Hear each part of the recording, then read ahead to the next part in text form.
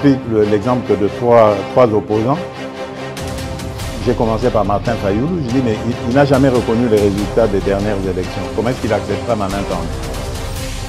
Moïse Katumbi était prêt à faire la même chose. Il avait même fait la même chose, mais grâce évidemment à la pression des siens, il a accepté qu'il rentre dans les institutions, mais lui reste borderline. Joseph Kabila, n'en parlons pas. Lui, il a carrément boycotté les élections et prépare une insurrection parce que l'AFC, c'est lui. Je sais qui est derrière. C'est pas ma tête qu'il cherche, il cherche la tête du chef de l'État. Et qu'il sache que je ne vais pas reculer d'un seul pas. Alors, Kabila a le nyama ya makolomine. Président Félix Abouki a le kolomoko. Alors, tout ce que président Tshisekedi Boyete, Tony Atama kolona misatu, poto kanganyama. Du fait que Kabila sa tout amina amna yi, Kabila réagit. Abina bomba maki, le quoi yo dévoilenga. C'est que cette fois-ci, Tchamutu, Tchanzambi. Donc, parfois, Bachala, Tongaï, Tonyo, Oya Olonga. Il y a un qui présente Tshisekedi Abina au trahi le Congo.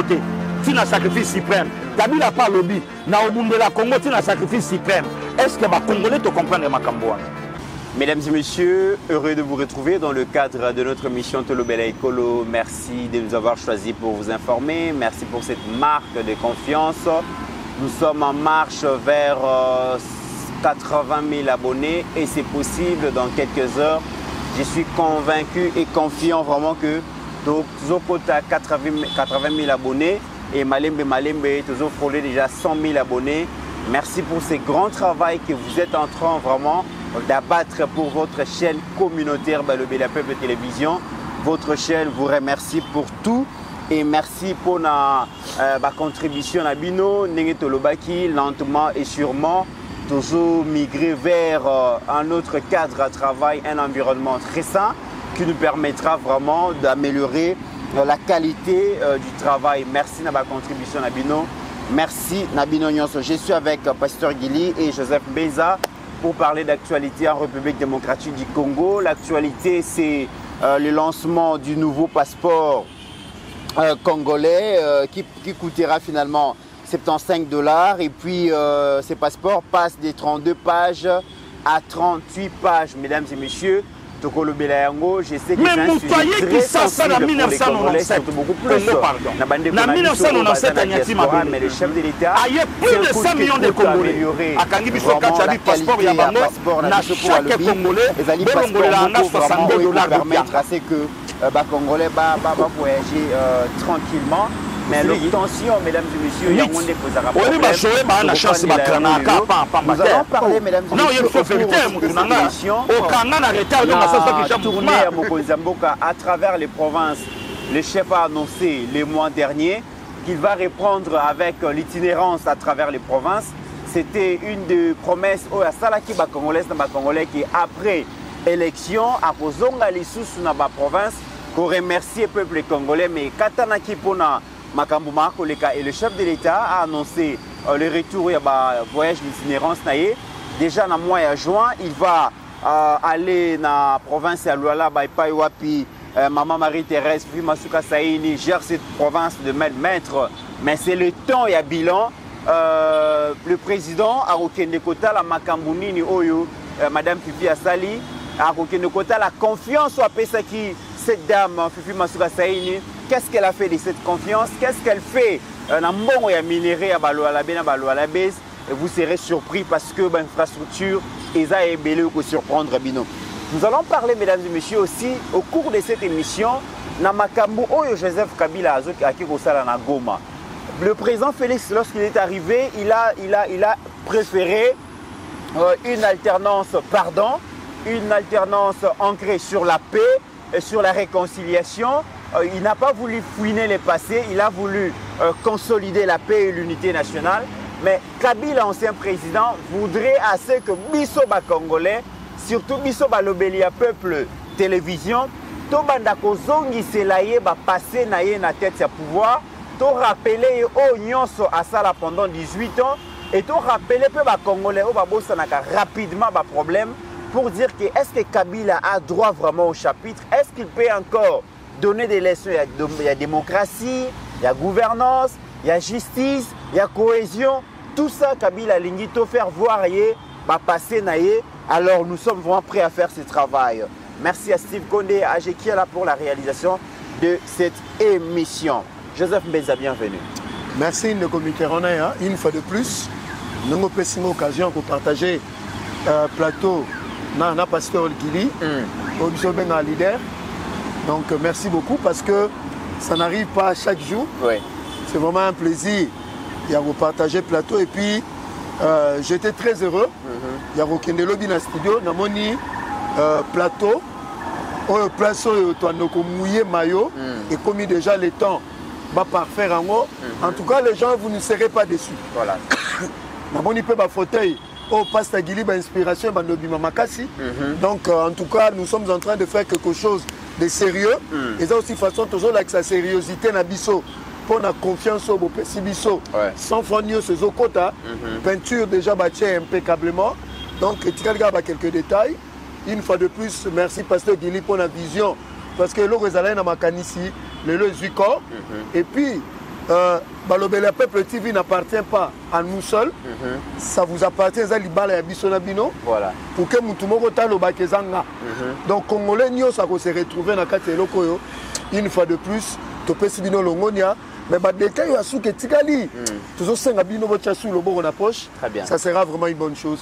Merci de comité. Et fini cette histoire que vous en avez besoin, il y a Pasteur Gili, au Benguié, dans l'appartement, au Benguié, place aux Alliés. Oui, oui. Il aura un bureau.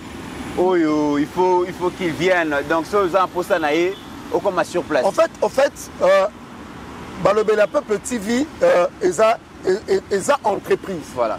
Oh, il y a un manager général qui est le Pasteur Gili. Il y a un DG, un administrateur. Donc, numéro 1. Donc, Pasteur Gili a une adresse, a un bureau, ce qu'on lingi partenariat, ce qu'on lingi contrat, ce qu'on a besoin de communication parce que nous sommes des experts dans le domaine de la communication. C'est-à-dire, Bakonzi. Particulier, les hommes d'affaires qui voudront que produit na bango pe, qui voudront que action na bango. Et ça la maïsa sur le téléphone vous pouvez venir dans nos locaux. Le jour qui sera fixé au ça lancement, c'est là où il va se traiter les affaires. Mais nous serons là pour communiquer pour le peuple. Très bien. Mais quand tu as besoin d'une communication, vous pouvez venir. Là, vous trouverez le big manager qui a valoré la Peuple TV. Pasteur Gili a réservé même dans le bureau à Gaillard pour la Steve Konena acheter. Maintenant, mon bureau, Pasteur Gili, il faut que tu aies la caméra cachée. Pour la bateau, Pasteur Gili, bienvenue. Merci beaucoup, les comites. Merci na bientôt 80 000 abonnés, puisque tu as croire dans l'émission à Lelo. Merci aussi à Benzoul. Et voilà, les comités, et Zakande Balobaka.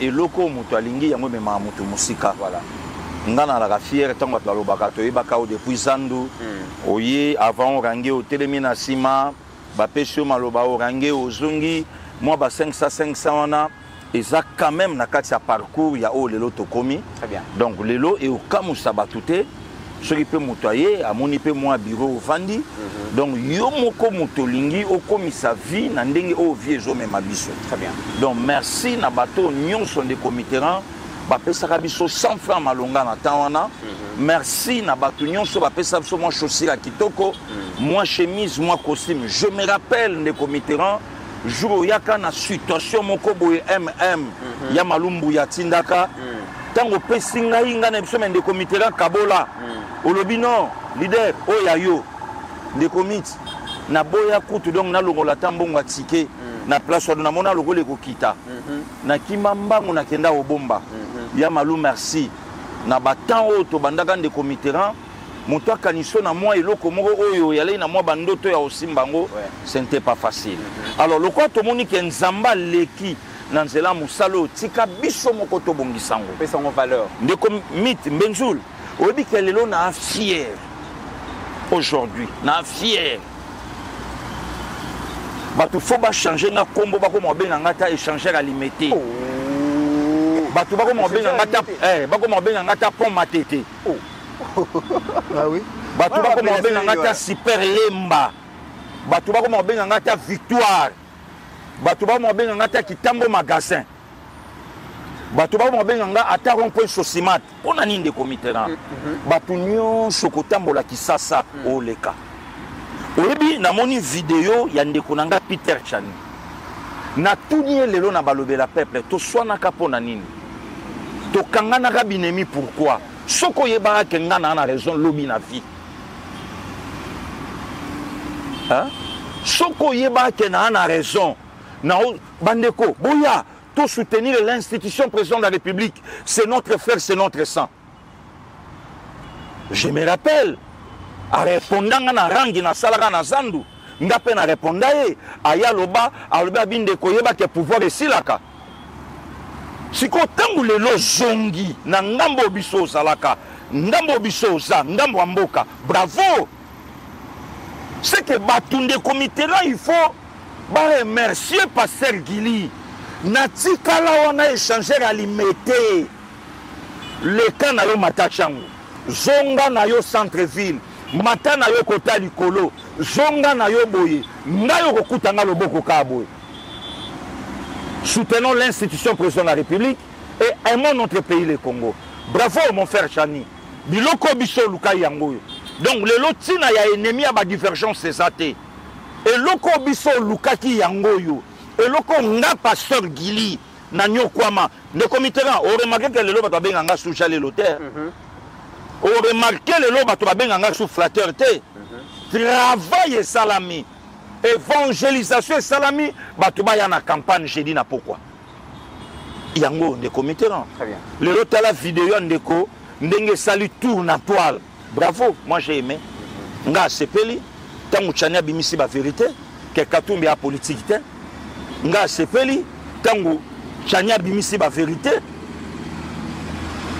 que to soutenu Tshisekedi nga sepeli tangu chania lobby makambu oyo alobi nga sepeli comme c'est mon frère congolais le kolande kolanga makila Congo ah mais non faut soutenir ba lokwa bango pour ba vérité muke oyo ya bimisi quand oyo ya zalaki ba sepelaka te na ba vérité boye ebimama siko vérité nde kolanga chania bimisi elaki singa ba anti valeur musulu kwa basafu donc ata leki a lobby na occupé été et la singa ba anti valeur le kwa ba petit mususu ba lobaka journaliste wana oh to bo tanga kombo to pese gage j'ai pas ce temps Benzoul à cause de mission 1 million ba lobela peuple obeta moko yo kanate ba valeur o ba journaliste le kwa ba Mitterrand na ya ba nango ba Israël ba nango ba noko nanga ba patrie locale ba nango ba biloko biso lukaki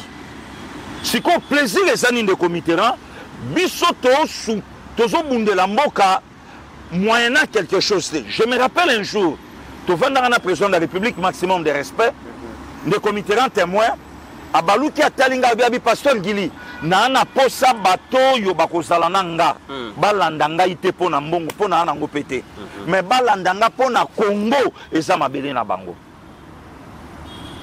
sikoyo Mbenzul yebisanga puisque ndeko na Peter Chani a bourrité c'est un intello il est compté parmi les journalistes mboka na biso bana ba diplôme na bango oyebi ke émission en salina ndeko nanga John wala takatra po Congo na pesi mbote et bimisi lelo journaliste à poto bololé et bimisi lelo bato nyonso ba lo bana bololé donc ndeko bimisi vérité ya makambo parce que makambo to banda ko pota nango depuis 2019 2025 pasteur Gili champion pasteur Gili alongi makambo pasteur Gili banda koloba o bato banda ofinganga o pasteur Gili banda koloba lelo ndeko loka Peter Chani sokaye na kan Congo ndeko Mbenzuli ebisanga tobeta ka maboko voilà merci ndeko Mitterrand na très bien alors avant toute l'émission permettez à ce que nous souhaiter joyeux anniversaire à une amie, à une dame qui nous suit souvent. Donc, Moko ya Balobeli, Moko ya Balandi, donc Balobeli Peuple Télévision, Nakombo ya Gerda Pemba, donc image ya Wana Bozomona, Balobi Mwasi ya Pembe, joyeux anniversaire.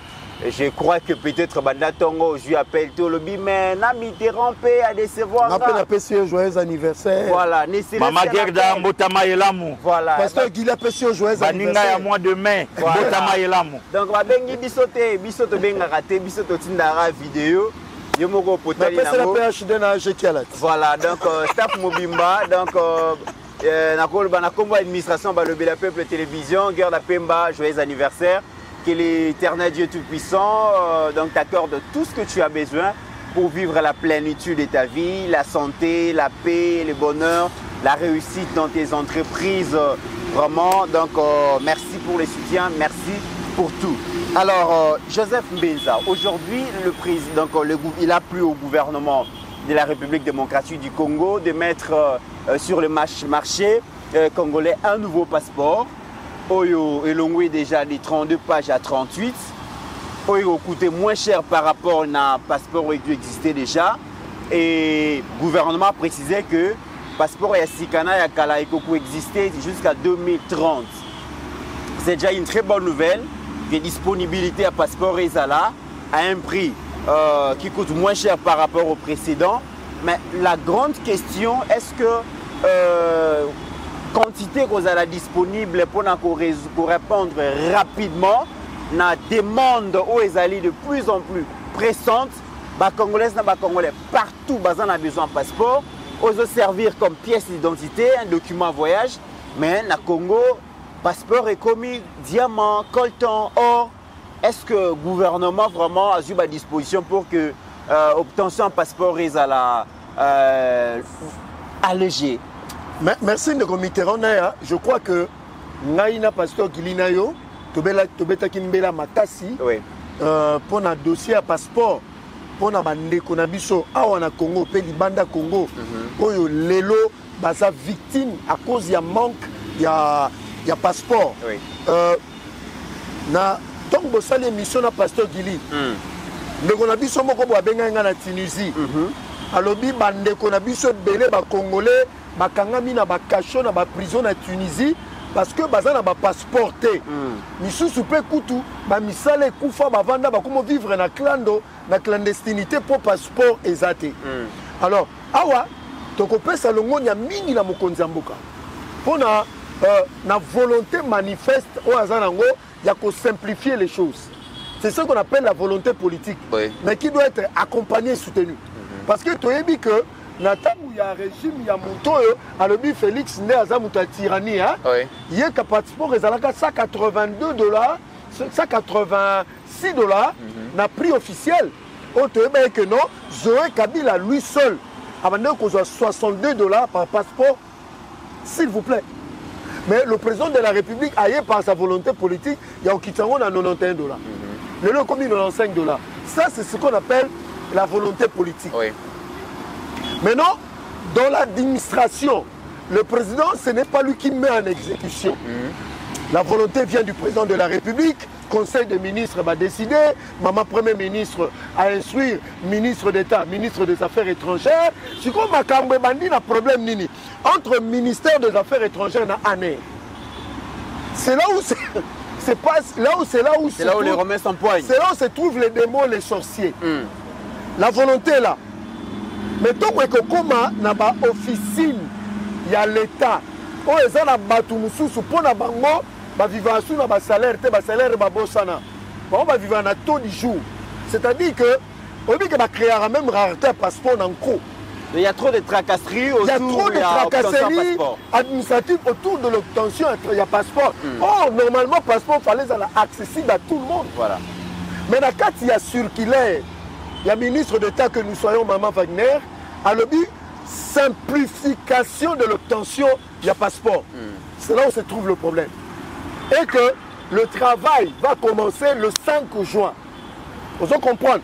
Mais entre le 5 juin et les lots, et ça, le bateau va souscrire qui dans l'obtention du passeport. Alors, même un passeport, il n'y aura pas de problème parce que les deux passeports vont cohabiter jusqu'à 2030. Oui. Maintenant, le grand problème, place Madame Thérèse Wagner, il faut à ça, on dit rigueur contre Kagame. Il faut ça, on peut dans l'agent ministère des Affaires étrangères. C'est là où se trouve le problème de commit. Au coquille qu'on s'enregistrer dans ANER, au tic à donner. Mais pour battre la capture, il y a passeport. Mit Makambeza de Wana. Makambeza Wana, ceux qui ont laïcité, ont un passeport après 3 mois. En fait, il y a une maladie qui se trouve dans notre administration. Papa Guili, même dans ma commune, pour la légalisation des documents, il faut laisser de l'argent. L'administration est pour le peuple. L'administration n'a pas servi peuple. Mais ce qu'on peut prendre à comment sujet, il y a marchandise, il y a administrateur, ma place va chez Bango. Negomit, Nazo Bisayo, Tozo Ebisa Maman Wagner, entre Kokene Aner, pour donner ma identité na yo, va programmer na capture. C'est là où se trouve le problème. Très bien. Ce qu'on a ici pour dater, c'est après 3-4 mois. Or, dans la volonté du président de la République, dans notre circulaire, il y a Maman Wagner, c'est qu'il faut simplifier en gros. Ça va se passer comment? Normalement, ça devait se passer dans ma commune. Oui. Parce que toi, on a 24 communes. Alors, ce qui est ça, que nous, la procédure, on a tout dans le ministère des Affaires étrangères. Mon cher Rezan, encore la même chose. Très bien. Donc, il y a aussi autre chose, Joseph Benza, et Sengeli peut pour rappeler la maman Thérèse Kaikwamba que et Sengeli gouvernement a bisoto honoré ba Congolais à diaspora, baza bato ba simba qui combat et alternance, ba simba qui combat et démocratie, ba simba qui combat que mboka na biso Sengeli situation est changée et mingi peut babima libanda ya mboka par rapport à la situation qu'on vivre l'élo. Et ces gens-là aujourd'hui, surtout, il faut remercier Bango, ceux-là qui n'ont pas voulu aussi changer de nationalité. Aza Libanda, il tient à rester congolais, mais le passeport sert d'identité aussi. Et c'est Sengeli que le ministère des Affaires étrangères base toutes les dispositions pour ne pas faire souffrir les Congolais Baza Libanda. Parce que le message que vous n'aurez pas dans Bango, Joseph Mbeza va souffrir pour révéler le passeport. Je ne peux pas comprendre que le ministère des Affaires étrangères a des machines et impression à passeport. C'est ça le problème. Et puis on connaît même sûr que nos connexions sont. Et puis ce groupe électrogène est Koufi. Nous sommes là et ça va manœuvre dilatoire. Il y a 4. Quand on crée la rareté, ça fait quoi? Donc on a marché noir. Voilà. Maintenant sur le plan politique. Le président de la République a s'est jeté déjà d'ici 2030 aussi sa question d'infiltration au Congo. Les Rwandais, Bénin, ont un passeport congolais, ils ont mis aux États-Unis. Vous voyez que dans la partie, il y a Est, il y a Mboka Nabiso. Vous voyez que ça m'a amené ici, les Rwandais dans le Congo, ils déportés dans la diaspora. Ils partent comme la diaspora, la communauté congolaise. Mais les Bimarana ont un passeport congolais. Ils ont un passeport congolais. Maintenant, si on est aux États-Unis, nous avons des Rwandais ici qui ne parlent jamais français, qui ne parlent jamais lingala, ni swahili, mais qui ne parlent qu'en Rwanda, mais ils se disent qu'ils sont congolais. Ce passeport aussi, c'est une projection déjà à futur pour lutter contre l'infiltration. Pour lutter contre l'infiltration. C'est-à-dire même à donner, quand on a un nouveau passeport, je crois qu'un Rwandais a cocaté. C'est un moyen, c'est un document de voyage sûr et sécurisé. Sûr et sécurisé pour éviter l'infiltration. Oui. On dit que selon Kabila, mais tout le Rwandais était d'office congolais, selon les accords du 23 mars 2009. Et le président Félix ayant compris, en fait, mais pasteur Guila Lobaka, le Congo est comme un malembe dans ma boucle vrai congolais, de souche que nous sommes. Très bien. Alors, ceux qui ont un passeport rwandais, congolais, il faut qu'il y ait une procédure, il y a un jugement pour toute son nationalité congolaise. Très bien. Et comme il sous des faits, que le fait qu'on a Badiamoulenge, Rwandais, tu te déclares Badiamoulenge, ici au Congo, on va payer ce passeport. Je crois que c'est un moyen pour protéger la République et nous saluons ça. Pasteur Guili, vous allez parmi les leaders au souffra Kamakasi en termes, il y a un appel, un message, un diaspora. On a évité peut-être bomber l'Arabie, ceux qui ont déjà agent et ministère des Affaires étrangères. Parce que na comprenez qu'à de ça pour passeport, on vous appelle à tout bout de champ pour vous exprimer leurs regrets, leurs souffrances, la tracasserie au bazo kutana nango par rapport à l'obtention de passeport. Ah ouais, déjà gouvernement le bif bazo lancer passeport à Sika à moindre coût et cause à la document moko ya voyage sûr et sécurisé. Est-ce que ça pèse un peu bandeko ya diaspora? Ndeko, d'abord merci. Oui, oui, d'abord merci. Benjoul, merci aussi. Mais oya mutu yeza tokota directement en pratique. Ok. Hein? Peuple oya nyokwami mingi pendant 18 ans, il y a osanga même droit oya ye, lokola passeport, lokola carte d'identité. Donc des comités peuple congolais a nyokwami nango tellement trop. Alors, tout le monde a que volonté auprès de notre président de la République Mbenzoul, il y a coupé sa Congolais, il y a Bango, et ça, il y a Konyo, il y a bloqué belé. Mais des comités, le problème est ça. Le problème est ça qu'il y a présent à Pessi prix et Yokani. Je crois que c'est $75. Oui, oui. Ne ba prix nango o ezalaka nango na bamboka musu ezalaka rien. Mais motuna eza. Est-ce que ekokende na $75 ndenge mokonzi ya lobby? Okoyo kamagui ekokota ya pressé 150. Même Benjoula Outolo Bango. Le comité affaires étrangères ya enclos nyonso. Mais muta ozo mutu capture libanda. Ba pesi mutu mbongo libanda. Mais mutu anaza agent na katia affaires étrangères. Aibisa bi petit Mitterrand fa na yo ngai dada yumela raté. En tout cas, pesanga 2 semaines. Aner mtabo marabiso petit nanga pianga 2 semaines. Bon, piaka 150. Le comité là est dans le besoin. Il y a Makambounae, il y a un salon calendrier programme naïe. Au Calais, à $75 présent, Yamboka, à juste $50 à Pessi, à Koti.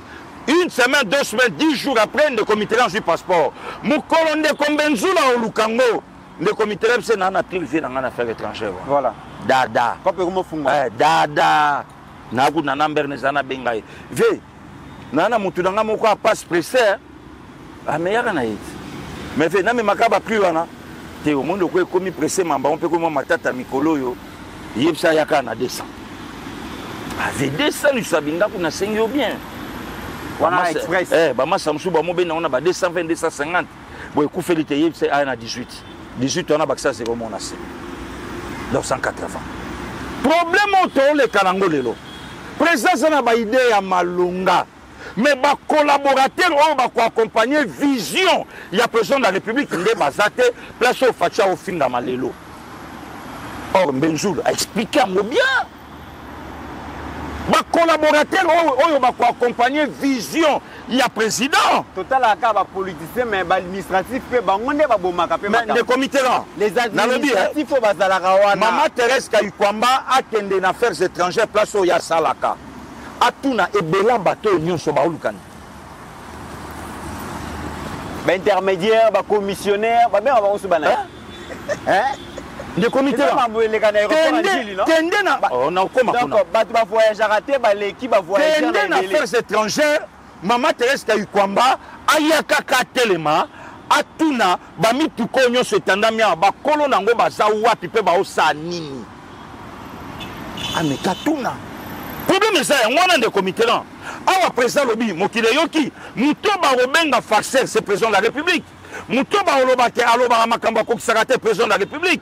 Oh président c'est un visionnaire. Après c'est vision. Mais ba acteur yo ba ko accompagner vision. Il y a président Wapi Bango et puis ba okenango comment et sika o visionnaire a ozonga na minoko ba aventurier ya lobaka ko kisakate patati patata muto sala kana affaires étrangères fonctionnaire ayaka ko tarata na katite ya zo récupérer ba cop libanda sans cop ma plein pasteur Guili kasamo loko to loba mais est-ce que likambo $75 de comité rang awa monde entier balandi biso ba congolais de partout ba yoki biso est-ce que ekozala respecter Yami balé de comité là, naki Mbenzoul Mamuke. Maman Thérèse a temps a kanga date moko oya osala tour na l'ambassade. Il y a RD Congo dans le monde. Atala comment fonctionnent nos installations. Ba ghetto. Wanande, c'est là où... Donc, Maman Teresa Kendalobi, bon, na bandi na Brassa, na bandi na Angola, na Kebo, ndenge président de la République à Salaka, tangwa yaka na bokonzi, yako yeba, relation ni Congo démocratique, à Zananguna ba pays limitrophes. De commit à un certain niveau, hein, mais maka siko biso, na ba émission mususu, purement scientifique. Puisque les gens sont belés comme le Bambenzoul. Batu musu ba okamwa ke Congo à la capelle d'administration Congo pas eu président. Mais il y avait un président où il y a ça 4 mandats. Le nom comme il donnait des leçons. Tu sais qu'il y a à Tamboli dans le pays aux alentours. Donc le pays limitrophe il y a RD Congo. Congo avec qui la président. Mais Congo c'est qui interlocuteur dans le monde pour en parler pour le Congo. Les gens mutuana comme le bapé na batuba yokaye. Congo ba siège à Jules Lelo. Congo ça n'a même pas siège batuba okamwa. Au Congo, oh yewana ni Rwandais, abiyete. Congo oh, mais makam na bino batukutu ne balobelango awa bango. Oh, bino mais banda kala bo ala kiwapi. Banda kala wana oyo to ala kiwapi. Congo est dirigé par un président du 26 janvier jeudi 2001 officiellement 19. Non, 24 janvier. Voilà le comité là. Donc Maman Thérèse Kayukwamba atambola. Le comité là ambassadeur Moga Benganga. Na beta ba plan pas ambassadeur Benganga. Balobi nini ambassadeur wana pe makamba Benzoul. Mais ana pays mon Asie. Il y a récupéré ba copie toi. Tant on a bêti à l'époque na Yeba TV na butu nango abengamba moko. Habité petit na ça pour des raisons de soins. Aza pour des raisons de soins. Biso to yebi ke babi marande libanda pour des raisons de soins. Wana yeko zo soin bokoko place achida kendara soki et moro dérangé. Kumukanga kendara so mori de. Mais il n'a qu'à moins. Habiter petit na ça pour des raisons de soins. Aux api bati de l'autre crédit ngabité fait crédit sali. Ngabi fait na crédit. Donc, oui, comment pour la raison des soins? Pour la raison des soins. Mais Mboka ya salaka. Et ça Mboka lelo likolo na makambuto. Donc Maman Thérèse Kayukwamba atambola. Le comité là lelo ba passeport et yokani. Président Lansango officiellement $75.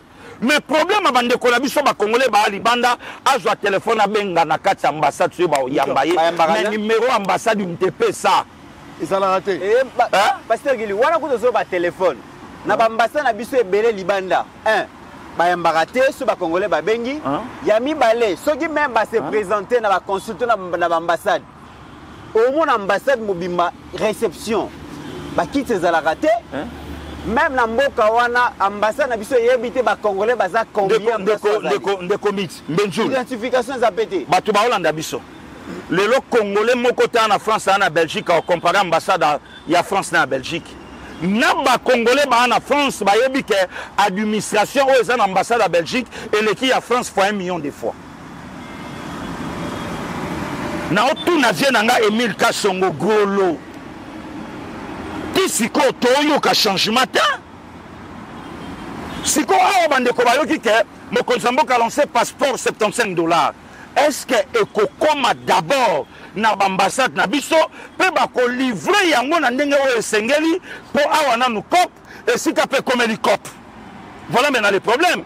Place on a ebisi Maman Thérèse Kayukwamba ameka atambola. Benzoul, oyebi toalaka l'époque à Musée. Le général Kifwa. Pile Mutamuse. Kifwa le mukomsu na tongo a ozomo karmoka o ezana po na yete. Donc exemple est le catch. Général Kifwa Koti aye na commissariat oyo. Peut-être abeti tenue civile. Ba tu ba ebite que général. O pa yebi akauki. Tango tu na di wapi commandant numéro 1 wa sate. Yo na nyotenga sergent Songolo abi sikoyo. Yo mto komi numéro 1 ao. Ce qui a remplacé yo conduire ba faire. OK. C'est comme ça que ebele ya ba subalterne de Benzoul ba joaka ba fonction likolo na bango. Là maintenant je profite encore ya osenga na général oyo a remplacé Blaise Lelo abeta pe tout na ba souciate ya ville province à Kinshasa atala ndenge ba souciate na biso ba moto na ba car kufa ndenge e comment oleisa ba conteneur. Mon général, avec tout le respect, mais Katamboula. Donc, commandant à la police, a préféré abattre la moto moyennant quelque chose, abattre la caisse à battre 207 moyennant quelque chose, mais abattre la civilité ba menacer bango à 0 mètre à bakuluna donc ba ya bina kanga moko arme pesa ka moko na oyate voilà mais ya yemoko a contrôler une centaine de motos, une centaine de cars oh ya contrôler mais pour tende abattre la même 2-3 civils ba menacer na za yemoko nde makambo eso le calé long de comité là voilà. Donc maman Thérèse Kaikwamba atambola na bambassade na biso akeyoka ba vérité. Bambassade na biso ezanga place yamba officiel. Bambassade na biso ba tabouret. Bambassade na biso mawatro ameka tambola partout à Okuta. Donc kutu nde comité na otozo kurango lobi. Ambassadeur c'est qui? Ambassadeur a représentant, ambassadeur a président. Il y a bande connaît au bana mboka wana. Voilà. Est-ce que combien de Congolais va vivre à Singapour basi ba mon ambassadeur boy. Ambassadeur abenda bana ye, abenda famille, abenda ba cousin atia bango kuna. Combien de Congolais va na Japon ba yebi même na adresse sika ambassade na bango ya mboka na bango. Donc mboka na bango na Japon place ya laka. Ba yebi ba ebité. Donc le comité quand le président a dit c'est bien bon, garant bon fonctionnement d'institution, mais la manière dont bateau baza autour à chef, bako sala musala ou ekende bien. Le comité là, au début de vendre en benzoul, bateau bene ba la Tshisekedi te biloke kitato dame. Moutunio sommet moutan na poto, ayebi ke ville lo et bandio kende vers la fin. Moututu ayebi. Ne connaît pas son mot quoi lobi awati. Abi leader na kokyo somba biloko na poto te biloko cher par rapport à Afrique du Sud place à ça siko abi na kokyo somba biloko na poto te biloko cher mais mutana na poto par motema mabe aoloba vie wana e commissaire or vie Congo na ngolelo eza mieux qu'Afrique du Sud eza mieux qu'Angola eza mieux que Congo en face vie obiso to na ngolelo. Benjour, nous avons makambo et sa frère. Nous avons la relations internationales. Donc, il faut maîtriser Babylone Kotouana. Nous avons bien mais nous avons été à lobby, vieux commissaire. Mais n'a plus l'esprit, n'a kati na ye. Ayebi que tu sais que du Félix, rien à voir. Na situation le cas pourquoi constitution ya mboka et PCN zerate ya ko décider sur makambu tout ya Congo. Mais le col antima, le col a na guerre na muluba, le col a olinga Tshisekedi te, le col a donc omona a olinga lobaka likambu na contre béton. Le comité là, comment voulez-vous famille moko? Oye bien, Congolais ou a soutenir Kabila lelo, même Abela bakoko oyo et opinier. Le comité là, Congolais bimi qui s'assa lelo plus de 20 ans. À quel États-Unis à Luki, à quel Canada à Luki, à quelle Europe à Luki Benzoul, pour y avoir un terrain après 20 ans, na partie est et Yakin. Na lobby bien terrain, après 20 ans. Ah, na pays qui bord mon Yakin, yaye. Ma côté tongata zongi sous. Caillou, na yaka décembre. Décembre à Kandi, fondation. Mais Moutaye qui s'assa en 1997, Congo, pardon. En 1997, à Niati Mabele, il y a plus de 100 millions de Congolais. À Kangibiso Kachabi, passeport Yabango, na chaque Congolais, Bolongolais a $62 Bopianga. Aussi, mythe. On va jouer une chance de Kranaka, pas en bataille. Non, il y a une vérité, Moutounanga. Au Kanga, na retard, donc à ça, qui est mouvement. Non, il y a une vérité, le comité. Non, je raisonner la mécha. $62 de comité. Toi, combien? Yebisanga ndaku nini ba vie obiso menaka. Mutuni na sala ka wenze, il y a $62 bonne journée. Et c'est belé. basala ba makelemba fort na oyebi biso ezebele $62 otika mère combien était il y a $62 betango na franc combien te bolamba ka pona lelo yango to lamba ni otika la en réalité to bando sali là donc to bando chez la famille Kabila mabonza to neli oh mais yango mais tela ka mutu ko a jouer na lobby de comité là tala mutu ko a jouer a lobby que c'est depuis 97 na quota na famille Laurent Désiré Zoa ya tali place au Zwambongo parti à cause Zwambongo abi passeport combien autant bon ba congolais ba combien ba congolais ba 120 millions abi congolais yon so a besoin passeport bolongo la quota nanga à quel point na ba plaque du matriculation à quel point na ba plaque a mis tout cas le comité là tu imagines biso to un pays francophone normalement volant fait ça à droite mais famille Kabila ba négocier na Dubaï soli na bango abino to bando ko ba volant gauche chez bino maman na problème lobaka po congolais quinois a maman na teti bora kumbate a olongola o kabila ndenge esprit mais sinon te ne to connaître ba accident dégâts na mboka na biso siko na droit nini pasteur Gili to bando tshela ba mabonza na ba passeport ba mabonza na ba plaque d'immatriculation mais le comité là na ya po baza banani pasteur Gili ba yokani na matata ba yebisi matata makambo de comité là utoloba bloquer batunion soit poto ba combattant ba mekabati nda ba Peugeot awate ba mekabati nda ba BMW awate ba mekabati nda ba Benzula awate biso zikop na biso kop wana yo na poto matata ko isi biso loi awa ayebisi ba vie na biso ba serre na biso bandeko na biso apota lobby mutuka soke dépasser autant et oya soukinité ala fungoli sko nzela na Asie siko Asie ba coopérer famille Kabila ba pesi quota plaque d'immatriculation bazui ba pesi dada yemoko kok ya cash Zoé donc Zoé a un pourcentage ya ndeko Mitterrand soka sombi cash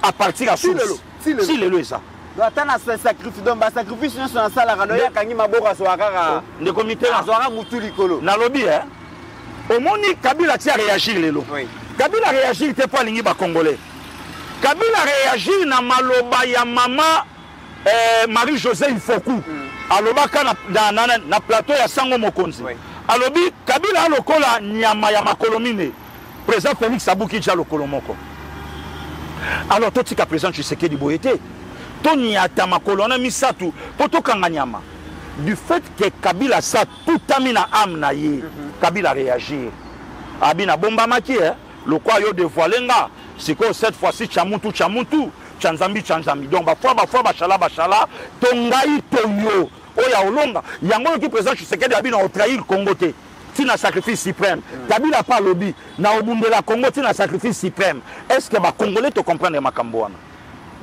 est-ce que ba congolais va comprendre la guerre est déjà déclenchée Tshisekedi abina o lâcheté s'il faut na kufa Kabila paix à lobby yango siko peuple les wapi pourquoi Kabila de comité là pourquoi Kabila lobby yango Kabila lobby pona nini pona bisoté Kabila lobby pona ba intérêt na bango Kabila famille Kabila faut ba futa kota ya Rwanda mtakomisa ye président donc Kabila président à Congo Rwanda akokokanisa capitale ne Kigali na Paris de comité là na moni Paris na ibi Paris na longwe de Toulouse na mutuka pona ya okoma Paris 4 heures 5 heures après ya route na leki Limoges esika basala ba Weston na leki Châteauroux esika bakunda masa na biso Jason Mayele na leki mbokani ezane bandeluana avant to joie H2O raisonner ni Orléans Orolobanini Ashda mona ganeta bambanga libanga na mutu a récupérer pas ça kende. Maestro, oh mutu na yo. Tango zo bamboka ngoni ni yazo simba mutu ondira yebi. Yo ko pasuka nere pamba maestro. Oso comme raisonner ja Congo central. Oso comprendre. Na leki na yebi. Sikoyo tamba oloba. Donc famille Kabila bazo zonga na Congo pour contrat et silité. Yo eda biso na oboma Juvenal Abiyarimana. Biso pe to ede yo na oboma Laurent Désiré na Mobutu. Donc yo kotika eloko yote. Le comité là, nous avons tous l'intérêt ya ko soutenir les présidents congolais. Makambo yo Tshisekedi la bato on a ka passeport $75. Ba ebité Tshisekedi ke bimisango wapi. Merci beaucoup de comics. Rebondissement. Makamboya belé. Loba, Osama Loba. Bomoni Congo Airways. Nazoye ça ba congolais pourquoi mokonza mboka tika kiango ndengwana. Zoé, Kabila, Matata Mponyo, Jeannette Maonde bazali ba actionnaire majoritaire na Congo Airways. Ah bon? Mais oui. Là, Airways. mais toujours la vérité, on passe à l'objet que l'intérêt n'a pas de congolais. Voilà. L'intérêt n'a pas de Coto. Oh, le Congo a ça nango. Vous savez que Congo Airways a créé na ba capitaux. Ah, des comités là. Et ça vraiment, Yokasiko est presque ma vérité ça. Bakena Senses, hein, Bazula. Bakena Sonas, Bazula, Basali Capital, il y a 100 millions de dollars. Oui. Maintenant, Tamponio a quelques avion. Mais si on a 4 actionnaires. Eza Kabila, Eza Matata, Eza Zoé, Eza Jeannette. Voilà. Actionnariat wana eza bangone ba na kati. Naquel isu musika. Mokonza mboka tanga ye nation ba avion pour na Congo Airways, batindisi mokonza mboka ba bité so sombi ba avion na eza le contrat Zoé.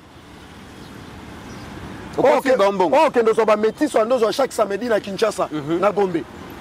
Mokonza mboka bula bi cheribo kende betelanga Air Congo. C'est parmi les causes où Memi Cheriben a liwa. Ah bon? Nous avons ça Congolais. Air Congo ils allaient pour dévier bongo copie à Matata et compagnie. Dans le but parmi les causes. Il y a un directeur de cabinet au Batiela Kewana Rwandais wana. Il est parmi ceux qui ont commis ma famille à Cheribo Kende. Balandela Moïse Katumbi na Jowana. Et ça Félix Abatuta. N'a qu'un encore Moussika Pasta. Tout au Congo central. Chaque congé tandis que Matadi Boma, Matadi Bando vibrer dans Boma parce que ceux qui bateau yé, bateau ceux qui yé. C'est là quand même dans ma jeune qui nous banda on l'a fait coopération. Coopération. Parce que la banque na Matadi. Bateau Babomango Kabila Zoé na Matata. Le leur commis donneur des leçons. Mythe. Bateau ceux qui ont costé na Boma na Matadi. Et bando kana na Kinshasa, ba jeune yo so ba longwe kin ba ke cop na Matadi. Ba ke cop na Boma. Boma lare muta bomi kop de lo kulu ne komi makasi na boma na Matadi c'est Kabila na Matata Mponi parce que ba jeune na ba noyer que donc ceux qui bateau yé ba bi que cop yé ouais et puis ba jeune na ceux qui na ba ndako na ba ba dosa na cop na ba port il n'a pas envie à venir à Kinshasa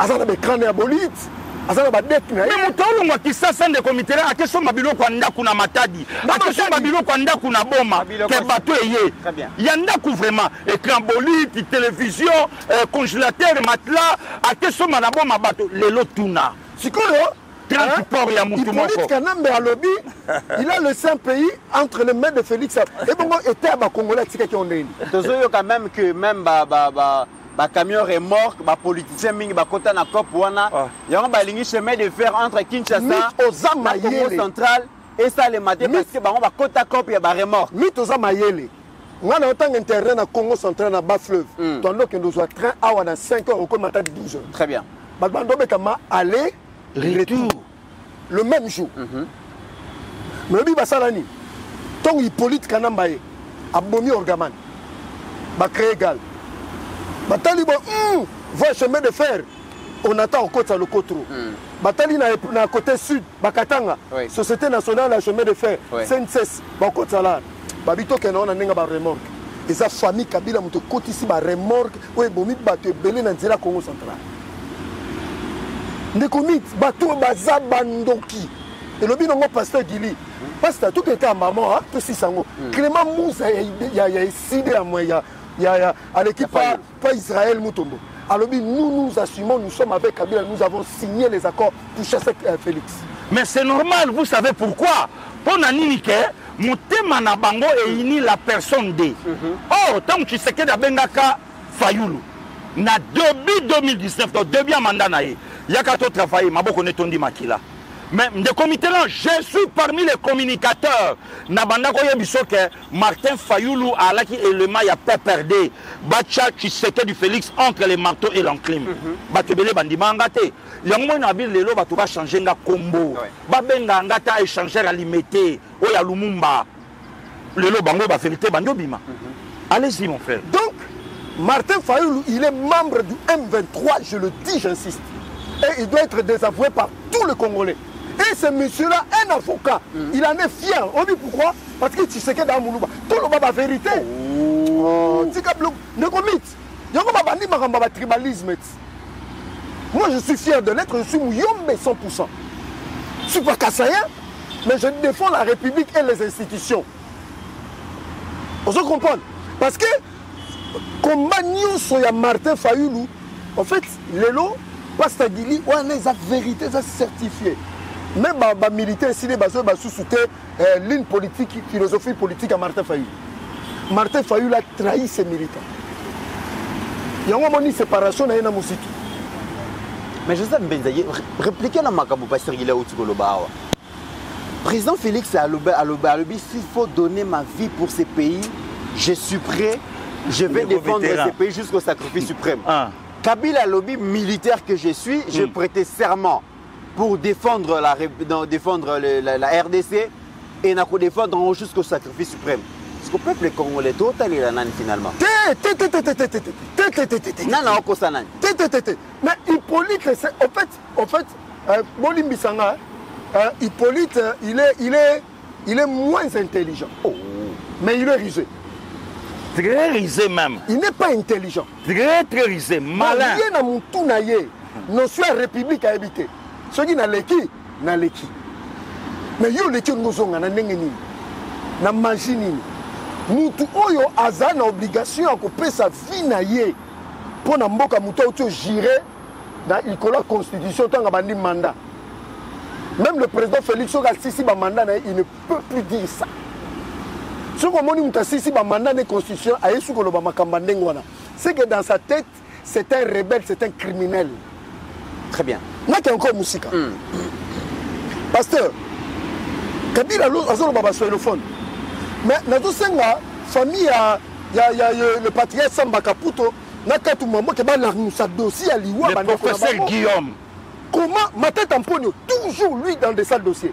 Papa, Bandeko, on a mati avion, pas ça. Si on a un tableau de bord, ça te passe. J'ai commencé à être stressé, on a quitté l'aéroport, mais Bino Bossali crash d'avion. Mais le président Félix, il faut que parquet, dans son dossier, il y a quand tout le monde, un soilophone, un katangé, c'est Hippolyte Kanambe. Et puis Abomaye Awa, et ça m'a comme avion. Bateau le lobo qui n'est là que le président Félix a traqué le soilophone, nazi Cholé, pas ça.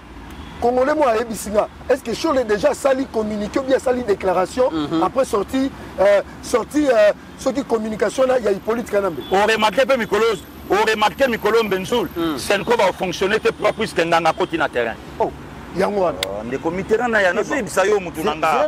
Ah, ne comité oti koyo ke lobo balobi le mercredi Kabila a lancé la consultation na opposition non armée na batteur mususu pour atteindre la promesse que ba proposer ba piste de solution.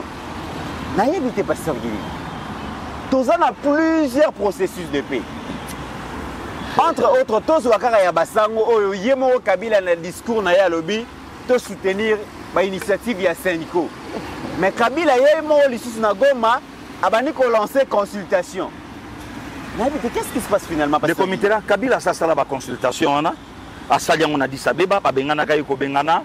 À Saliango na Kenya, place à Yamba, ba Cholé, ba Tunyon sona Yamba bango. Et aujourd'hui Kabila a lancé consultation terre. Kabila ndia komisko na ba pour parler na batu na ye oya na bango na partie est à Congo. Le quoi Bachon Numbi, Bakikaya Bin Karoubi, Batunaye, n'a aussi quelques très hauts les lobaza autour. Il y a présent Tshisekedi. Il faut te souligner. Oui. Pasteur Guili, malé mélange, malé Pasteur Guili. Wana na ebiti wana okomi kolukela ba problème. Est-ce qu'on a tendu comment okomi koluka ko kangisa batu de comité là. Okomi koluka ko tinda batu na chômage. Comment batu baza na proche ya président de la République? Bana privilège ya ba poste. Bazozo bambongo ebele, bazabongo na ba pouvoir. Bandi mako coopérer na un ancien président qui n'est plus au pouvoir. De comité là. Na ba émission ozoya demain après demain na opesa yo ba kombo ya bateau yo Kabila ozela bango kuna me basano a na Kinshasa. Ah bon? Na opiali.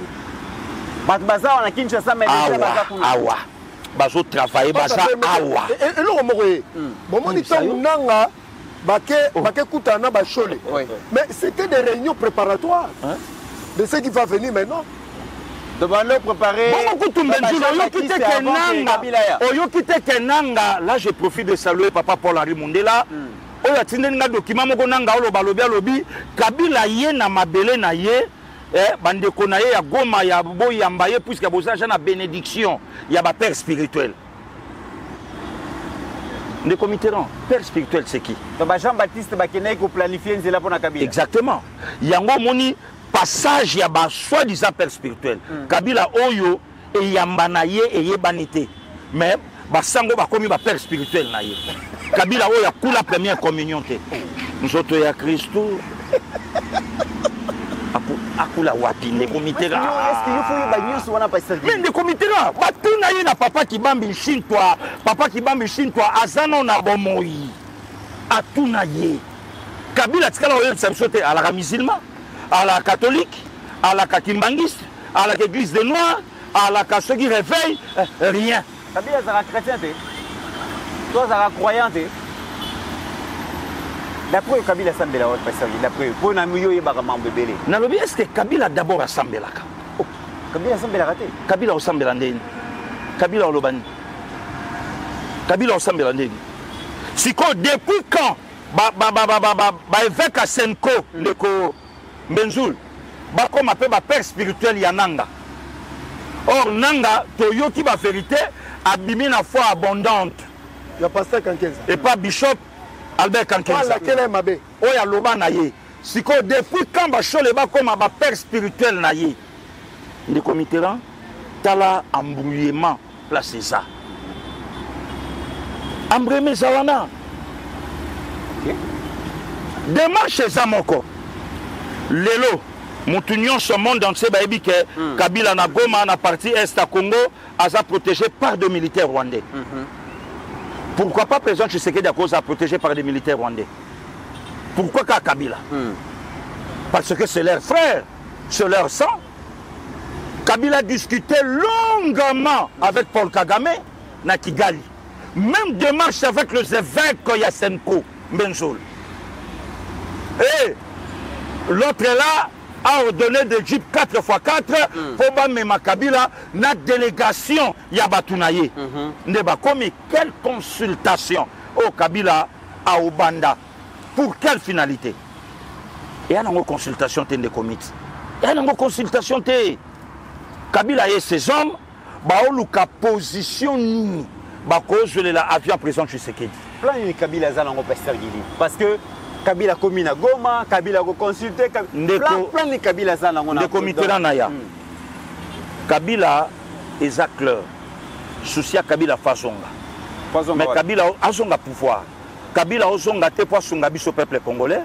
Pour Kabila, il y a 6 ans passé à Bossana Kiango. Alors, il y a 6 ans, il y a présent Tshisekedi. Mais 6 ans, il y a arrivé, il n'a pas changé. Quoi? Homme congolais. Il y a Kabila Mtaloba Ango. Le comité Naya, lobby na ebisaki on a plateau, on a profité dans le bango, mon frère est là. Babomi a Biarimana en pleine négociation, en pleine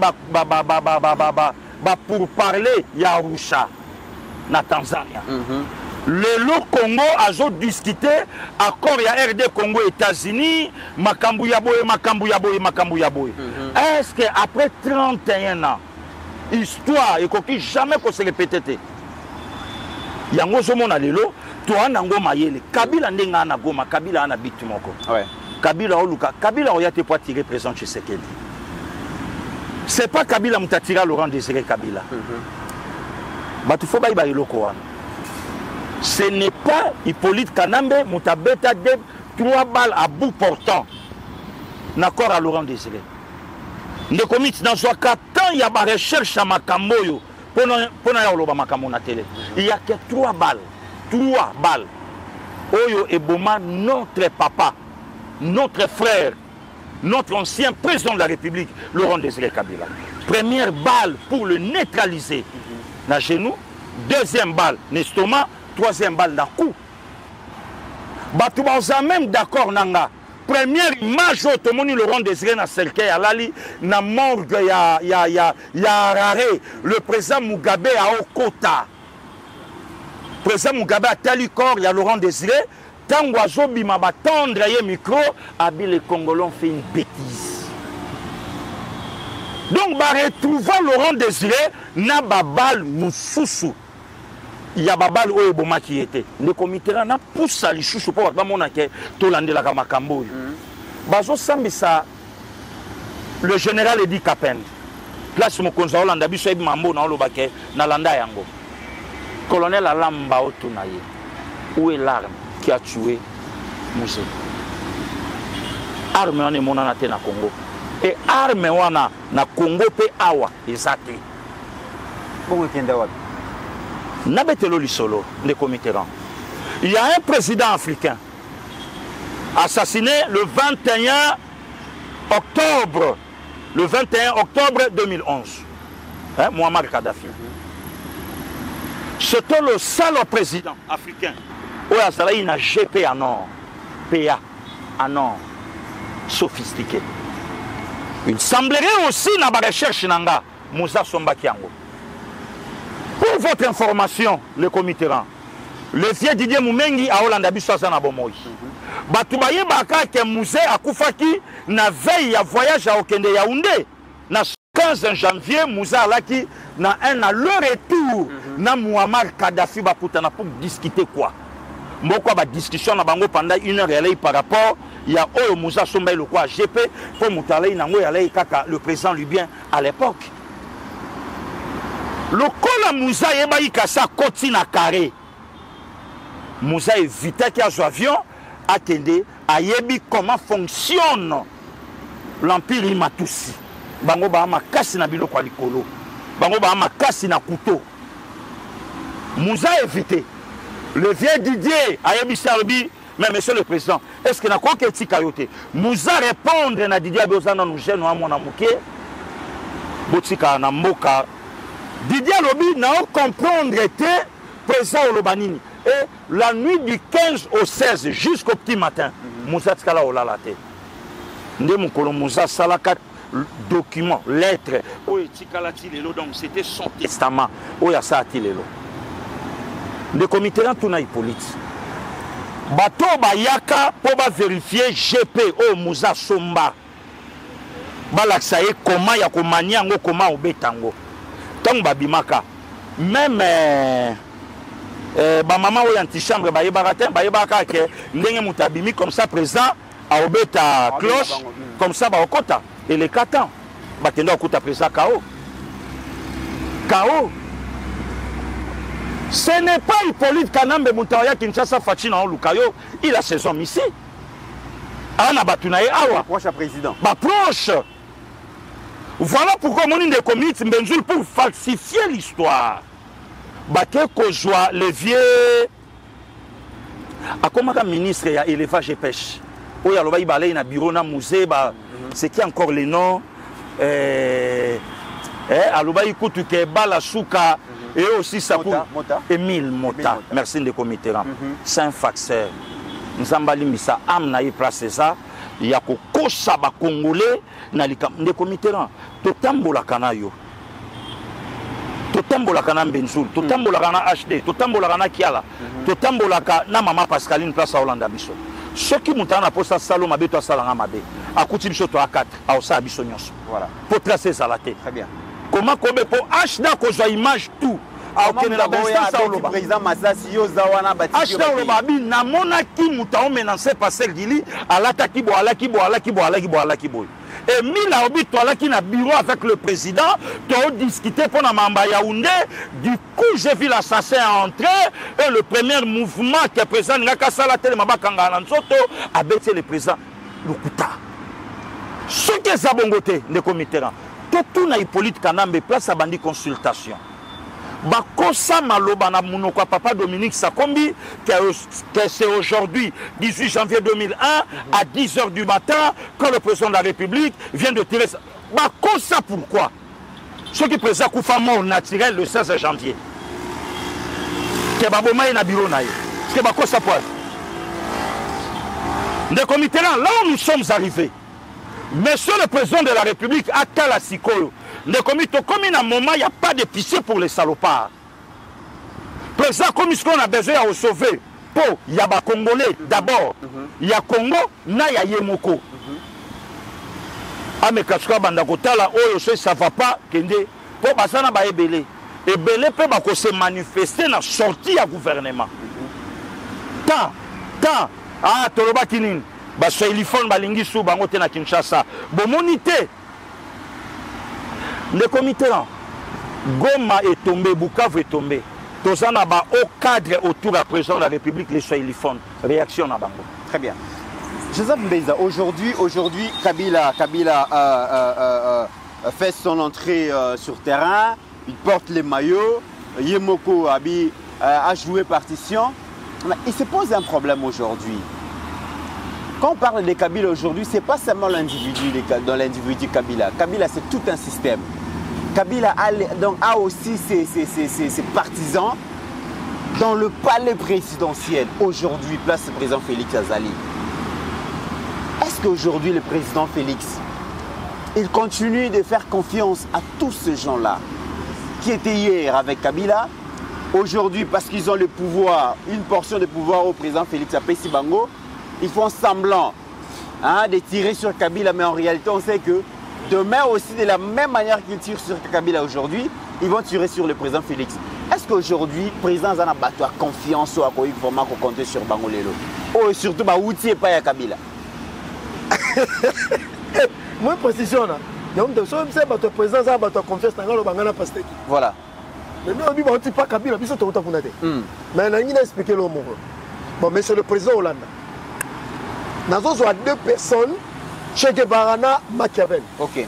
Che Guevara, ceux qui ont mené une révolution. Il faut que Félix, président de Bisson de Pasteur, qui a lobby, a Munduki. Je crois que déjà dans Nathan Sali, l'accès de Robeta Munduki. Dans Munduki, on a une balle à souka. Et ça, pour que vous ayez un peu de salé ma bête. Donc, il y a un peu il faut que vous ayez un GP. Il y a un bureau, il faut que vous ayez un arme. On se comprend le comité. Basta. Tout matin, quand on pousse les Congolais à réfléchir, nous avons un quota dans le bureau pour atteindre à 1 mètre. Voilà. Donc, il faut que vous ayez proche de musée. Babeta Narakati nous a fait confiance. Et c'est lui qu'on a utilisé. Nekomit, Nazolo Bango, Omoni Kabila n'a trahi. À Saliango volontairement, c'est quelqu'un qu'il ne faut jamais pardonner. Et je le dis, c'est quelqu'un qu'il faut abattre. Moni ba consultation là, drôle moko malikolo, baniati ba opla. Moi bablo mususu, oh Kabila Samba, oh Kabila Bakangé, on n'en a pas besoin. Oh Azui, Baswa. Parce qu'il y avait déjà un plan au Kagame n'a pas planifié soit qu'on élimine le président physiquement. Ils vont passer Pasteur Guillet Lobby. S'il faut que ces plans réussissent, ils ne vont pas attaquer de loin, ils vont chercher quelqu'un du palais. Voilà. Bloomberg a lobby Kabila Zan a 26 milliards. Baswa. La bête la bisson Bouma, place dans une consultation. Ceux qui n'ont pas ceux qui m'ont pas Rosala, ceux qui n'ont pas Rosala, Bakende. Na fongo la parenthèse moko.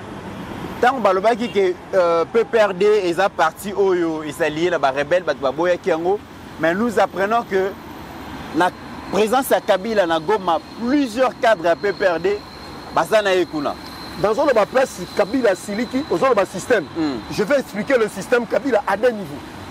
Il y a le niveau business et il y a le niveau sécuritaire. Oui. Dans le niveau business, on a 3 combos. Si vous portez une plainte, tu mets ça là déjà. Et ça Moïse Kanga, et ça Arish, et ça Li Kabweloulou. Voilà. Bangonde, Simbi, réseau financier à Kabila. Réseau financier à Kabila pour alimenter l'insécurité en République démocratique. Dans la rébellion. En fait, l'insécurité au Tozomona. Mbongo est au Congo et ces réseaux. Moi, j'étais choqué d'entendre que va libérer Arish. Très choqué. Monsieur le Président, vous avez choqué le Congolais. Parce qu'il semblerait que Arish Moutabanek qui garantir le soutien logistique.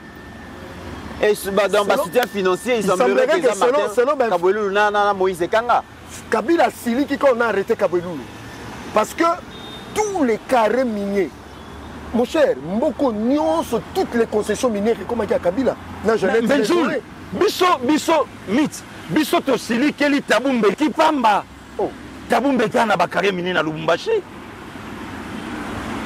Depuis donc tabumbe kana raison ya kosala maloba wa lobi contre le président Tshisekedi parce que l'intérêt n'est pas menacé. Puisque l'intérêt n'est pas menacé. Moïse Kanga, parce que après on fait chat Kimboko. Akimi en Australie. En Australie, solo badene Akima. Et les réseaux sécuritaires les abadjon Numbi. Ce que Félix a démantelé mais politiquement ba tikali encore et belé. Non tout la question. Pas ça le autre le bango. Ba to belé tisikoy. Oui. Ba ça ba déclaration te pour Kabila lobby hein. Pourquoi ba ça te? Dans le côté terrain. Augustin Kabouya, bravo. Bravo. à Dubango, bravo. Ah. Mais les autres ne le font pas, pourquoi? Oui, pourquoi? Des comités. Tozongi en janvier, Tozongi novembre, décembre 2024, janvier, février 2025, ces gens-là ne pouvaient pas se prononcer avec un coup d'été au Salama. Toujours tombé. Et Batongo, Bangwana, Batongo, dans le cortège, Bazo s'est bombé la torse, tout ça, tout ça. Ils ne sont pas avec le président Félix. Bon, il dit Batongo, toujours là-bas. Alors, qui sont les hommes de confiance autour du chef? C'est la grande question. Maintenant, c'est au chef maintenant de faire le balai. Maman Marie-José, il faut quoi? Maman Kombo, président de Fangota. À Kombola. Sans complaisance. Négomite. Nous avons choqué les Congolais. Maman Congo est plus grand que Kamel. Congo est plus grand que Bat. Congo est plus grand que Kabouya. Congo est plus grand que Félix. Congo est plus grand que Ngana Pasteur Gili. Donc pour l'intérêt à Congo, s'il faut que le président balaye tous ces gens-là, surtout Bato Bino Boebiana, il faut balayer. Très bien. Ndegomit, oui, na minute on a mamutuno na pemi maboye. Beto ma pemi ma na parler na enenga Olandanga.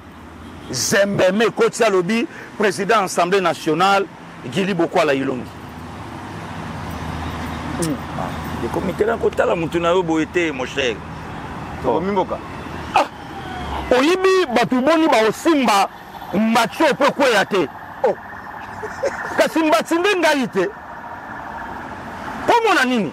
Batumsu le loba na bibonga bakansate ke bango kaka. Na tu maloba ndeko nanga. Bakansaka te bango mbenzul. Na moment où ma beton bois kinga bidi petit Simba assemblée kuna. Ne comité ba sentir ekoya po mbatse koya te. Keto réussir. Ah même na yo moko ko ka shooter ko supporter bango. Tala ba kenda nango boy, ba bandaka boy, ba songisaka boy, wa sala boy, loko soko moni bo ba kenda nango boy. Ne comité en danger. Donc engelo ba ke batu musu ba ko sa président te ke ngasoki na simbia wate, ngasoki sali boyete et au saboté te. Beton to komi na moment Zembeme Koti, pour na moment on est aux institutions s'est tombé. Ancien président balongoli ba immunité na ye wana monani rebelle. Engelo ba ke même constitution o yaye ekweyi. Bah oui. Ekweyi. Po ye moko aloba ngona kata constitution na ye, kemboko mutako zo susu bokonzi na mandoki te. Parce que tant qu'il y a comme Luka Azwa Bokonzi na bandoki, c'est que Félix il faut demander 2028 à pouvoir. Bon, il va y avoir un benzoul. Ce qui est constitution, Mouteza Mobeko ya likolo ko le kabakloge nyonso. Et que constitution na minute eza bafoué. Parce que ba close eza na se. Président Tshisekedi a continué ko s'accrocher nango ti wapi batouana. Toi t'es pasteur Guili. Pasteur Guili. Mokonzi Mboka lobaki ke akozongi la voyage d'itinérance na ye. À la rencontre de son peuple réparti à travers les 26 provinces, à communier na bango, à sololana bango.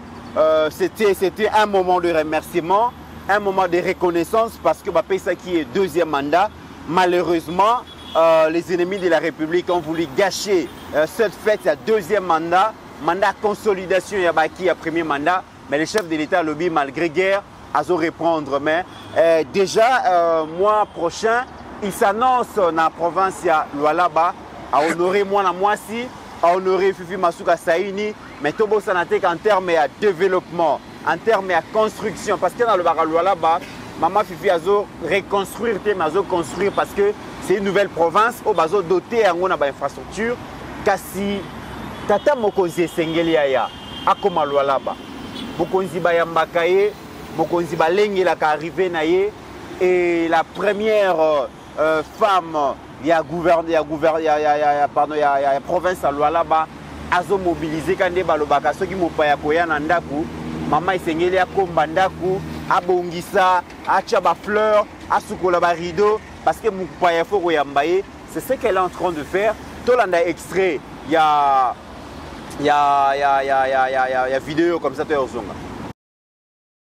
Merci au président Tshisekedi de booster le développement du Lualaba à travers la construction de grands ouvrages d'intérêt public. Ce sont les mots principaux de la série de réunions qu'elle a initiées depuis le 26 mai 2025 au gouvernorat dans le cadre de la mobilisation des représentants de différentes couches de la population pour l'accueil du président de la République, accompagné du vice-gouverneur Clément Moufundi Chinat Karl et quelques membres de son cabinet. Marie-Thérèse Masuka Saini a commencé par les étudiants de l'université de Kolosi et d'autres des instituts supérieurs et universitaires de la ville. Ces cadres du futur congolais ont manifesté leur disponibilité à accueillir en masse l'autorité suprême du pays. C'est avec des chants d'expression de cœur que les femmes leaders de l'Église catholique ont promis à la gouverneure Marie-Thérèse Masuka Saini de faire plus qu'autrefois pour que le jour de son arrivée, le chef de l'État soit encore honoré sur ces terres du Lualaba.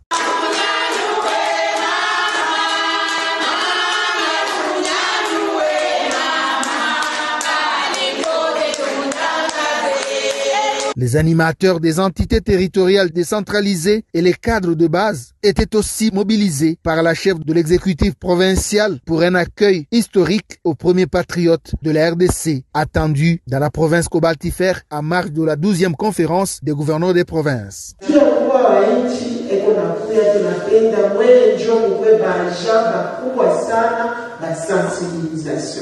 Vile mnakontinuaka kutumika, tumuoneshe kumupokelea kwa kizuri, kwa familia yenyewe inakuwa na mapendo ndani ya jamaa yetu. Tshisekedi Tshilombo viendra inaugurer aussi une dizaine de grands ouvrages réalisés avec amour et ingéniosité sous son impulsion par le gouvernement Masuka en l'espace de quelques années. Les moments étaient aussi propices pour Marie-Thérèse Masuka Saini d'engager ses interlocuteurs en prière en appui au chef de l'État, aux forces armées de la RDC et aux patriotes Wazali.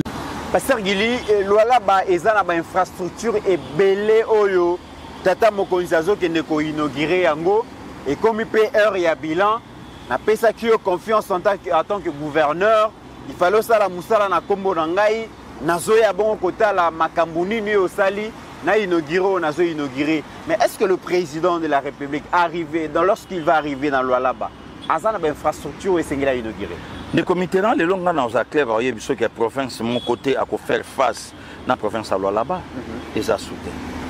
Oh maman au Fifi Masuka Saini a sali bravo naie. Le long naie comprendre pourquoi a comment qui objet à attaque Benzoul. Pourquoi comment qui objet à insulte ya calomnie ya makambo belé belé.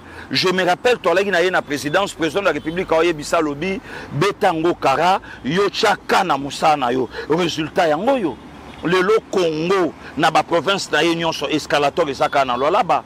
Le Congo na ba province na union sur aéroport ya Malunga ezaka kuna Lualaba. Le Congo en terme ya infra ya Malunga okutonka na Lualaba. Le Congo en terme na lo ba province en terme même de route de Comiteran toto salanayo to c'est la invitation ya madame la gouverneure to koma to la monde entier biloko o Lualaba sali to lo bango mais ba chantier bisoto tiki biloko oyo bisoto mona na Lualaba mais je ne sais pas.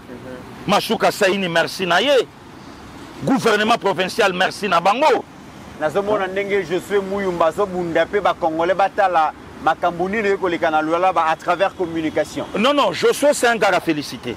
C'est un gars au gouvernorat et Simbaye. Azobunda vraiment pour la visibilité. Le comité a aussi le travail moko yamakasi pour na ko propager pour na ko bimisa Lualaba na ndenge ya bayetando bato pe bayokango azaye mokote bayeten wala mina bayali ba beton bayali le macho bayali tout ce monde wana bazali pour na ko accompagner madame la gouverneure Fifi Masuka Saini. Donc moi je crois que le président de la République ndenga okende na kata réunion conseil je crois, il y a un gouverneur. Oui, comme ça, c'est un devoir. Le gouverneur a commencé par Oya Kinshasa, Excellence Daniel Bumba Lubaki, n'a pas le temps de lobby. Exemple à suivre. Très bien. Voilà. Joseph Mbeza, est-ce que Babylon a inauguré ça dans Lualaba et pas à Maman Marie-Thérèse Masuka Saïd? Saint-Thomas Bouka. Bouka Mouna. Bouka Koukila. Il a qu'ici. Oti Kozala Kuna. Non, ndeko mix. Beta lisolo, kabali solo. Ma campagne gili bat bazolo baba swahilofone. Non là bana tiro mon hôtel à Coloise. Là-bas on ne parle même pas des bêtises qu'on raconte sur le swahilophone. Bazo mené vie na bango comme ba congolais. Et puis l'ingale est comme prépondérante comme langue dans là-bas na Coloise. Ouais. Donc pour dire que non, les Congolais vivent ensemble et Maman Fifis Masuka n'est pas dans les réseaux des tribalistes. Tout Congolais a la chance de travailler, de réussir sa vie. Ingénieur Etiel Oualamina, membre IDPS. On se comprend. Le président de la conférence de gouverneurs a osé Sengomoko que vous n'avez pas l'idée parce que nous avons moni na kamwe na matine échangère ya Kolwezi. Voilà. Na vandi na chantier. Maman Premier ministre a dit ici Maman Fifi. Il faut comme un portail, il y a développement, il y a ma province. Voilà. Donc c'est pour dire, il faut que motema. Ce qu'on souma. La Kissa Baningapé, les routes, c'est quoi les secrets? Les routes praticables comme tu n'as pas l'idée. Et Kolwezi et Lola se développent, ils ont qu'un dans ma village. Donc c'est pour dire que coup de chapeau, c'est une femme. Coup de chapeau. Donc c'est pour dire aujourd'hui, bateau bazolo ba que Félix a salé l'autre côté. Bozo avion bokende là-bas, ok Kolwezi, donc ozonga, on changer langage. Moi si pas tonga mboka. Ba maman bazo tonga mboka. Il y a solo bazali. Nalo cité Mbale, Premier ministre Azali, moi aussi. Maman Wagner, moi aussi. Et puis troisième, maman Marie-Thérèse. Maman Thérèse Fifi Masuka Saïni. Moi j'ai vu cette femme, je l'ai entendue, mais à maîtriser l'anglais, voilà. À bête à l'anglais, comme tu n'avais pas le dire. Moi, j'étais dans la salle, j'étais impressionné que Azobet a dit tic au tac, n'a pas minier américain, anglo-saxon.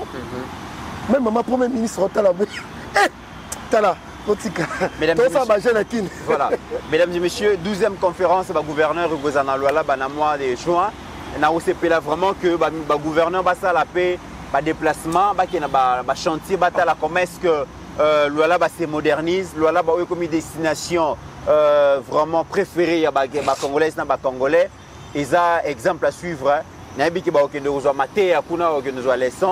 Merci. La République démocratique du Congo et à travers le monde. Merci à Pasteur Guili, merci à Mbezoul, merci à Ajekiala pour Capacité Condé, merci à Binognon, Sobolandi Bisso, la République démocratique du Congo et à travers le monde. N'oublions jamais qu'au-delà de nos divergences d'opinion, la République démocratique du Congo reste et restera toujours plus grande que la somme de nos ambitions individuelles. En attendant, mesdames et messieurs, portez-vous bien, car chaque jour est une vie.